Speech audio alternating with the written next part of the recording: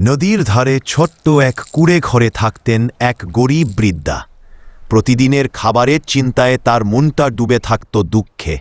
একদিন তিনি ভাবলেন নদীর বালুচরে পটল চাষ করবেন।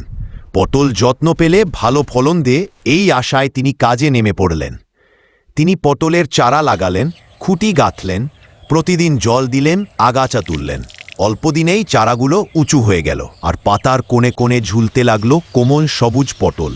অনেক যত্নে বড় হওয়া পটল তোলার সময় যখন এসে গেল, ঠিক তখনই হঠাৎ নদীর পানি প্রচণ্ড স্রোতে ফুলে উঠল। এক চোখের পলকে পুরো পটল ক্ষেত পানির গভীরে তলিয়ে গেল।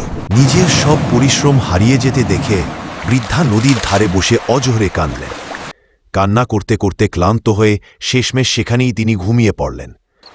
ভোরে ঘুম ভেঙে তাকাতেই তিনি হতভম্ব। নদীর পানি রাতারাতি পুরো উধাও। তিনি দৌড়ে নিজের খেতে গিয়ে যা দেখলেন তাতে বিস্ময়ে থমকে গেলেন।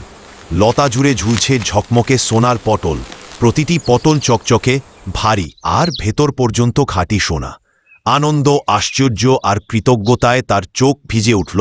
সোনার পটল বিক্রি করে তিনি খুব অল্প দিনেই দারিদ্র্য দূর করলেন। তার পরের জীবন কেটে গেল শান্তি, স্বচ্ছলতা আর আশীর্বাদের আলোয় ভরা দিন নিয়ে।